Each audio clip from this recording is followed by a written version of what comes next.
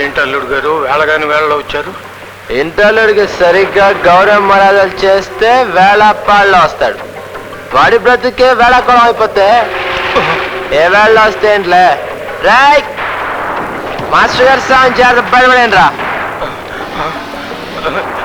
అల్లుడు అల్లుడు ఏమిటిదంతా? క్షమించండి మాస్టర్ గారు, తప్పడం లేదు, ఏమి అనుకోకండి. మీరు మర్చిపోయారేమో, ఇప్పుడు ఇది నా ఇల్లు. మీ అమ్మాయి భావనని చూడకుండా నన్ను చీపురుతో కట్టింది. అటువంటి దాని శోభన నా ఇంటో. అల్లుడు ఇది నీకు భావ్యం కాదు. కావాలంటే రేపు పొద్దున్నే ఈ ఇల్లు నీకు స్వాధీనం చేస్తాను. ఈ రాత్రి గడిచిపోయి పెద్దవాడిని నీ చేతులు పట్టుకుపోతున్నాను. ఈ పూట కొద్దిలే. కుదరదు కుదరదు కుదరదు కుదరదు.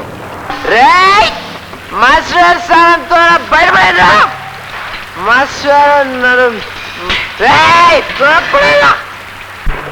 బాబు, నేను నీకు మాస్టర్గా కాదు, మామగారిగా, అంతకంటే కాదు, ఒక దిక్కు లేని వాడిగా నీ కాళ్ళు పట్టుకుంటాను. అడ్డమైన వాళ్ళ కాళ్ళ మీద పడ్డానికి మేమే ఆత్మగౌరవం లేని మనుషులు కాదు. నాన్న ఒక్క క్షణం కూడా ఇక్కడ ఉండదు. పద రండి.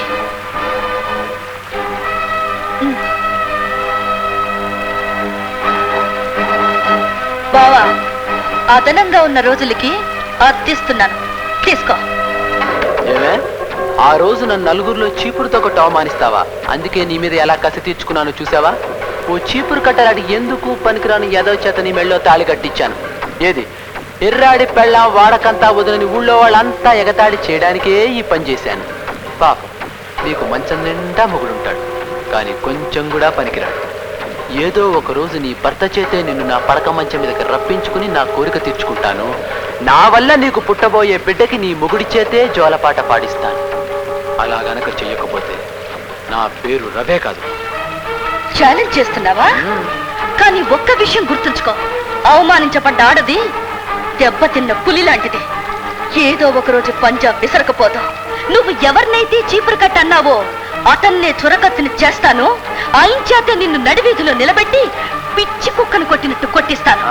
నా కాళ్ల మీద పడి నన్ను కాపాడు కాపాడు అని నీ చేతే బతిమాలించుకోకపోతే నా పేరు బానే కాదు.